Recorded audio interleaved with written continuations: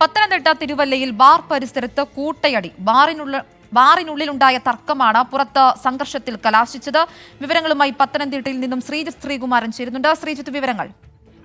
ആൻമറിയ, 2 ദിവസം മുൻപാണ് തിരുവല്ലയിലെ പ്രസിദ്ധമായ ഇന്ദ്രപ്രസ്ഥ ഹോട്ടൽ ആൻഡ് റെസ്റ്റോറന്റ് ബാറിൽ ഇത്തരത്തിലൊരു കൂട്ടയടി നടന്നത്. എന്തായാലും ആ ഒരു ഘട്ടത്തിൽ ഈ പത്തനംതിട്ട ബാറിനുള്ളിൽ രണ്ട് സംഘങ്ങൾ തമ്മിൽ തർക്കം ഉണ്ടാവുകയായിരുന്നു.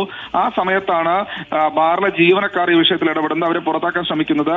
ഈ 2 സംഘങ്ങളും ജീവനക്കാരും നേരെ തിരിഞ്ഞു എന്നാണ് മനസ്സിലാക്കുന്നത്. അപ്പോഴാണ് ജീവനക്കാരും ഏതാണ്ട് ഗുണ്ടകളെ പോലെ തന്നെ ആ സംഘർഷത്തിൽ ഇടപെടുകയും മർദ്ദനത്തിൽ പങ്കാളികളാവുകയും ചെയ്യുന്നതിന്റെ ദൃശ്യങ്ങളാണ് നമുക്ക് ലഭിച്ചിരിക്കുന്നത്. ബാർ ജീവനക്കാരെ അടക്കം പ്രതികളാക്കി ഇപ്പോൾ കേസെടുത്തിട്ടുണ്ട് എന്ന് മനസ്സിലാക്കുന്നു. കല്ലിശ്ശേരി സ്വദേശികളാണ് ഈ 2 സംഘത്തിൽപ്പെട്ടവരും എന്ന് പറയുന്നു. തിരുവല്ല പോലീസ് ഈ മർദ്ദനമേറ്റ 2 സംഘങ്ങളുടെയും മൊഴികൾ രേഖപ്പെടുത്തിക്കൊണ്ടിരിക്കുകയാണ്.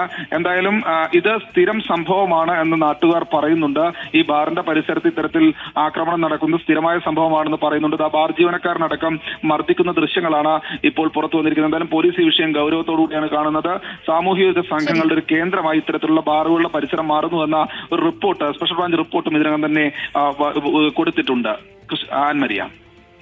ശരി, പത്തനംതിട്ട തിരുവല്ലയിൽ ബാർ പരിസരത്ത് കൂട്ടയടി. ബാറിനുള്ളിലുണ്ടായ തർക്കമാണ് പുറത്ത് സംഘർഷത്തിൽ കലാശിച്ചത്. വിവരങ്ങൾ നൽകുകയായിരുന്നു പത്തനംതിട്ടയിൽ നിന്നും ശ്രീജിത്ത് ശ്രീകുമാരൻ.